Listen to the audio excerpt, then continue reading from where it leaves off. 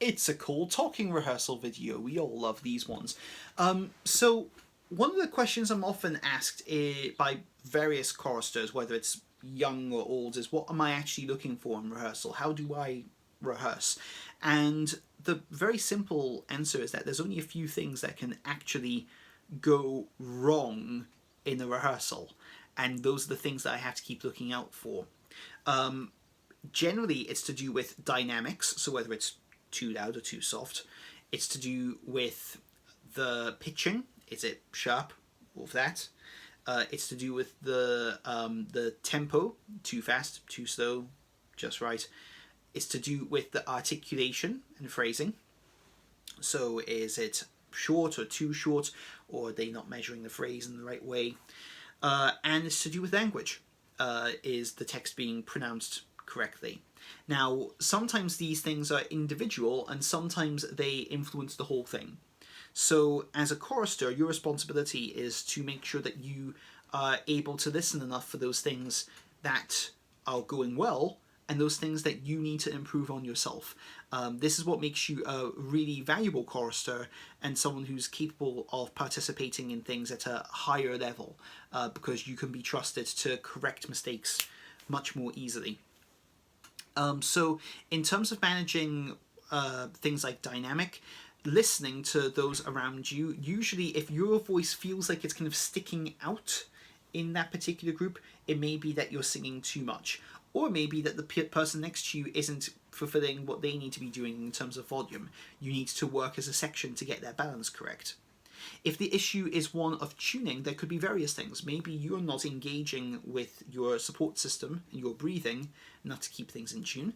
Or it could be that something as simple as the vowel you're singing is not uniform in relation to others in your section. If you're the one that's flat, or you're the one that's out of tune, it might be that.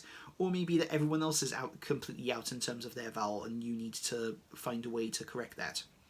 If it's to do with phrasing, generally I like to look at phrasing in terms of like how things relate to a phrase of text, to the way in which you say it, rather than how you might sing it.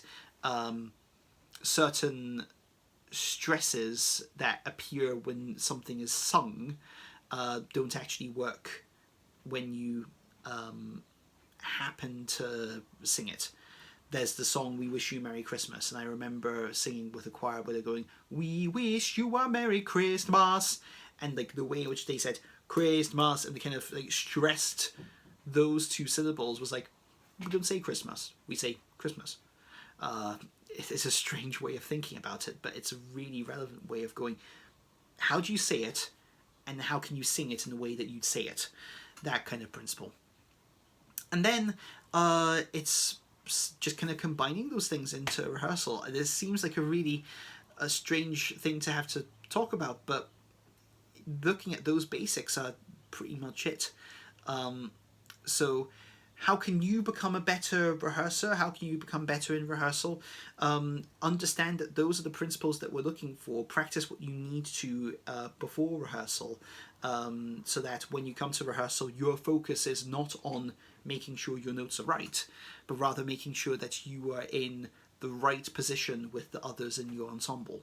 Once you have that, you're laughing, because then it becomes less rehearsal about learning the notes and trying to make sure that everything is like learned, but rather a place where you can go, here's where we can work as colleagues, as professionals, as amazing singers to produce an even better sound than we could typically produce.